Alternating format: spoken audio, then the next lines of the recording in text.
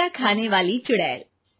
रात को अचानक राधिका मौसी को किचन से कुछ गिरने की आवाज आई। उन्होंने बाहर निकल के देखा तो किचन में उन्हें कुछ सफेद साड़ी में दिखा। वो चीख पड़ी, हे भगवान, आलतू जलाल तू आई बला को टाल तू, आलतू जलाल तू आई बला को टाल तू। राधिका मौसी को चीखते सुनकर श्रवण बाहर आता है भागते हुए। अरे माँ, क्या हुआ? क्या देख लिया? दादी माँ आ गई क्या सपने में? अरे बेटा, रसोड़े में देख तो कौन है? श्रवण रसोड़े में झांक कर देखता है और उसे कोई नहीं दिखता अंदर। अब रसोड़े में तो कोई नहीं है माँ। कोई सफेद साड़ी में नहीं है क्या? नहीं माँ, कोई भी नहीं है। चिल्लम चिल्ली की आवाज सुनकर काजल भी वहां आ जाती है। अब क्या हो गया माँ जी? अरे बेटा, रसोड़े में एक चुड़ैल थी सफेद साड़ी में। अरे क्या कर रही थी वो अंदर? अरे बताया नहीं, कल आएगी ना तो पूछ लूंगी। चुड़ैल जी, आपका क्या प्लान है? माँ जी, रात बहुत हो गई है, आपने कोई बुरा सपना देखा होगा, चलिए सो जाइए। राधिका मौसी सोने तो चली जाती है, पर उनको रात भर नींद ही नहीं आती। वो कुछ भी उलझुल बातें सोचने लगती है। कहीं चुड़ैल की वजह से तो घर में टेंशन नहीं हो रहा, कहीं उसी की वजह से तो वो दादी नहीं बन पा रही। सुबह जब राधिका मौसी रसोड़े में छानबीन करती है तो पाती है कि नींबू का अचार गायब है। चुड़ैल नींबू का अचार ले गई, मुझे तो ठीक नहीं लग रहा कुछ। चुड़ैल को भी पता है कि जिंदगी का असली मजा तो खट्टे में ही है। राधिका मौसी झट से श्रवण को फोन कर देती है। बेटा, मुझे समस्या समझ में आ गई है, हमें एक तांत्रिक की जरूरत है। अरे क्या बोल रही हो माँ, तांत्रिक की क्या जरूरत है? आप पूजा पाठ तो कर ही रही हो ना। आलतू जलालतू मंत्र सारे फालतू जैसे कुछ मंत्र पढ़ो, चली जाएगी अपने आप चुड़ैल। अरे नहीं बेटा, कभी चुड़ैल को कम नहीं समझते। अरे तुझे पता भी नहीं चलेगा कि कभी वो छल करके काजल की जगह घर की बहू खुद बन जाएगी। क्या माँ, कुछ भी बोल रही हो? कहाँ काजल और कहाँ चुड़ैल? वैसे एक बात बताओ, काजल को अगर गाने के लिए बोल देना तो चुड़ैल काजल की आवाज सुनकर घर तो क्या, धरती लोग छोड़कर चली जाएगी। तुम ना पढ़े लिखे बच्चे हर चीज को मजाक समझते हो। तुम रहने दो, मैं खुद ही तांत्रिक को बुला लेती हूँ। अच्छा सुन, शाम को इमली लेके आना। क्या है कि चटनी खाए बहुत दिन हो गए है ना। नहीं माँ, इमली तांत्रिक से ही मंगवा लो ना, आटा वगैरह भी उसी से पिसवा लेना। देखो मुझे काम करना है। श्रवण रात को कई तरह की सब्जियों के साथ माँ के कहने पे चटनी के लिए इमली भी ले आया था, लेकिन राधिका मौसी के दिमाग में अलग ही फिल्म चल रही थी। उन्हें अब सिर्फ शक ही नहीं यकीन होने लगा था कि शायद चुड़ैल ने श्रवण पर अपना जाल बिछा दिया था, जिस वजह से श्रवण उनकी बात ही नहीं मान रहा था।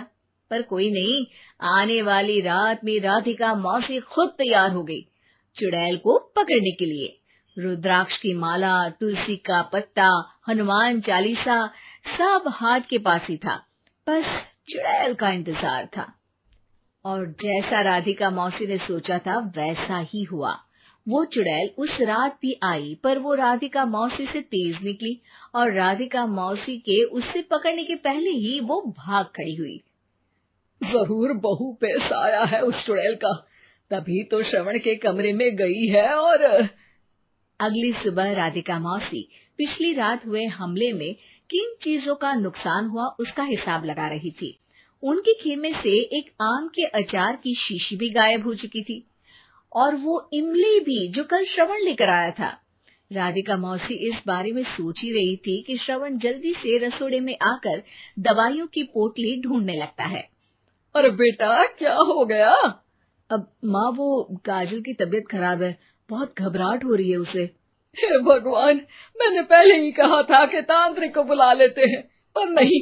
अब देखो, उस चुड़ैल ने काजल को अपने वश में करना शुरू भी कर दिया है।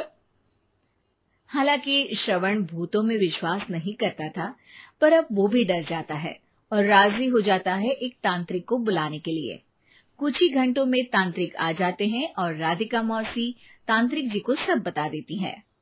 घोर संकट, घनघोर संकट, चुड़ैल को मारू जोर चाकट, ओम भट स्वाहा खटखा के आहा। अरे ये क्या मंत्र है?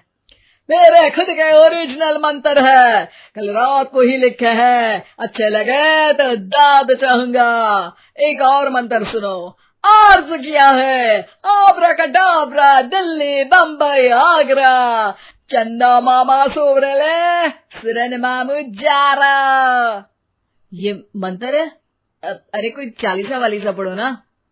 वक्त कम है, 40 नहीं पड़ेंगे, 20-25 में काम चलाना पड़ेगा। अलग निरंजन जाके लंदन, मुफ्त का मंजान घिस मेरे नंदन।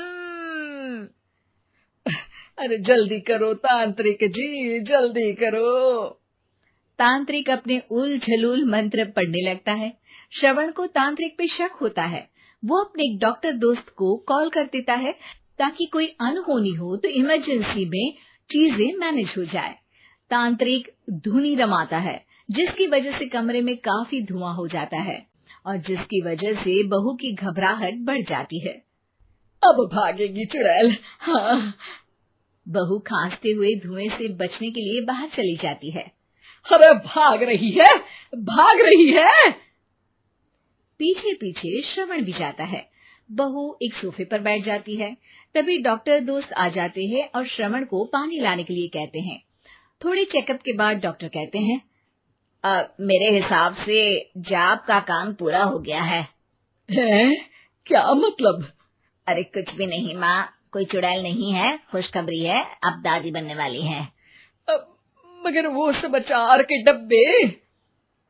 श्रवण दोनों अचार के डब्बे अपनी माँ को दिखाता है, जो कि उनके बिस्तर के नीचे छुपे हुए थे। आपने सही बोला था माँ, वो चुड़ैल काजल ही थी जो खट्टा खा रही थी। हमें कल ही पता चला, पर हमने आपको ये तांत्रिक वाला काम करने दिया ताकि आपको भरोसा हो जाए कि भूत वगैरह कुछ होता ही नहीं। अच्छा, ये तो बड़ी खुशी की बात है, पर बेटा मुझे एक झाड़ू तो ला दे। क्यों माँ? ये तांत्रिक का भूत उतारती हूँ मैं। अब तांत्रिक राधा मौसी के डर से घर से भाग निकलता है और राधा मौसी उसके पीछे भागती है। अरे संकट ये घनघोर है, तांत्रिक मुआ चोर है।